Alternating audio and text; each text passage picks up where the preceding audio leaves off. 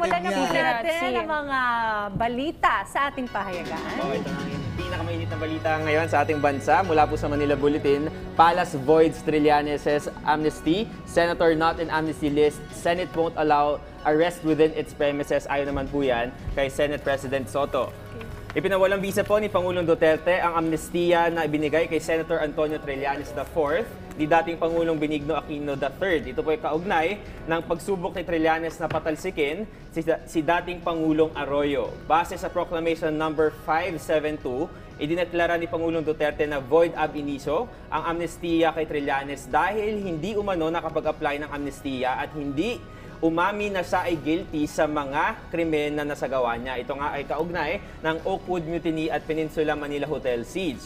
At siyempre sinusugan naman ito ni Justice Secretary Guevara ng naturang proklamasyon ay kulang nga po sa requirements itong si Senator Trillanes. Samantala sa privilege speech naman ni Senator Trillanes sa Senado, sinabi niya naman at iginiit niya na meron siyang mga ebidensya na valid ang kanyang amnesty at lahat ng mga kaso na ipinataw sa kanya ay ibinasura ng mga korte. So ito ang pinaka-nagbabagang balita at abangan natin ang susunod na kabanata. So as if the amnesty never happened. Parang ganun ang dating. Ganun Kasi lumalabas. hindi raw Kulang sumunod sa sa requirements. So 7 Hindi daw years din siyang nakapag-apply. namalagi Oo nga. sa labas Ako ng naman, rehas. Ganun dapat daw. may receiving copy siya kung talaga nag-apply siya dyan. May video daw eh. Meron Allegedly. sa labas, iba't ibang media outlets. Pero yun nga, nasan yung document Oo ngayon? nga Yun yung eh. mahalaga. Diba normally may receiving copy naman kapag Maganda rin ganyan kung nag-a-apply. may ma-interview tayo dito na lawyer, no? Para I talagang think tomorrow mas ata. maano natin, mahimay kung ano ba talaga yung karapatan ng bawat side. Naging BFF ba kayo ng Carly Ling ni Trilla Lane?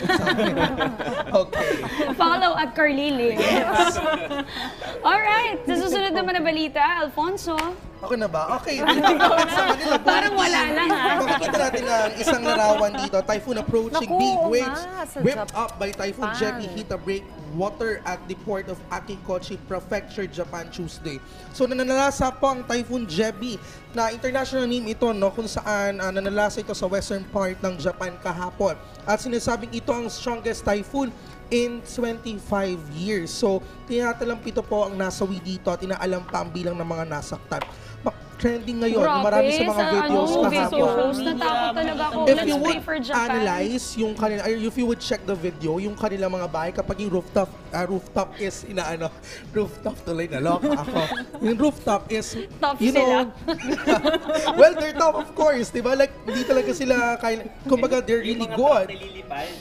Uy, pero... Oo, pero actually daw may bubong pa rin. So parang may patong-patong yung mga bubong doon. Kumbaga pag mayroong isang bubong na inano doon na hinangin, meron pa rin isang bubong na nandoon pa rin. Kumbaga What does magkapatong it dalawang mean? bubong yun. Okay. Hindi, kumbaga they're really ready if in any case that Resilient na sila doon. there's gonna be Disaster Calamity and disaster yan disasters. na mangyayari doon. Knowing Japan, mabilis rin naman Yun nga talaga eh, after a day nakaka-recover. lang, Yung mga recover open na kalsada, nagagawa agad In in 2 one days. day. Magbabalita si Dayan sa atin pagpunta niyan sa Japan. Yung Kung ano okay, estado siya. ng Sa Japan. Tokyo, okay naman daw. Mag-live ka sabi. doon, Diana. Ayaw ko lang sa Osaka ata. Tapos ito pa ha, yung isang barko doon, natamaan na yung mismong tulay. Lamanggain tuloy. So imagine Ingat po ganun yung mga kalakas yung hangin kababayan doon. natin dyan at yung nandyan po sa Japan, ingat po kayo. Alright, on a lighter news naman tayo from the Philippine Star, EDSA baby. Literal. Sabi nga nila, common joke na raw po dahil sa sobrang traffic sa EDSA, baka may mga nap. Totoo nga pong may nanganak. Last Saturday night po because of the Naku, horrible Rufta. traffic. Si Cheowie De Leon po ay nakakaramdam na nga ng matinding pain at sabi niya na talagang kailangan na siyang dalhin. So tinake nila yung EDSA 30 to 40 minutes po from San Juan to Delgado sa may Kamuning Hospital. So hindi na po talaga siya nakaabot dahil nanganak na po siya sa loob ng kanyang sasakyan na Toyota Vios. Buti na lang, kanyang fiancé na si Luis ay isang nurse. So nakakalma niya yung kanyang fiancé na si Cheowie.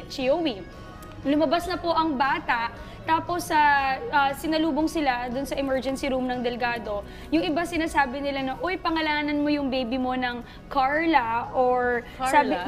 Carla or Carmina kasi sa loob daw ng kotse. O sabi naman nila, Via o Epifania. Epifania kasi sa EDSA nga naganap.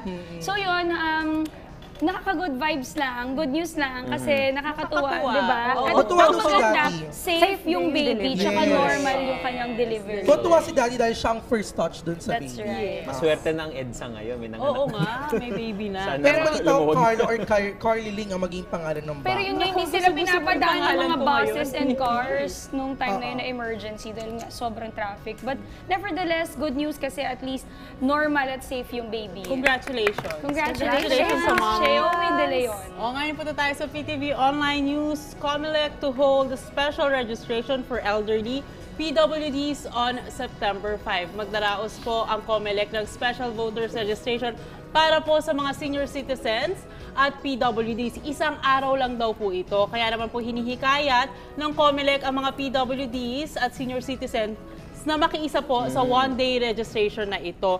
This will be held po nationwide in all city municipal offices of the election officers. So ngayon po yan, ngayon lang po yan, September 5, nationwide, special voters registration for the PWDs and senior citizens. Go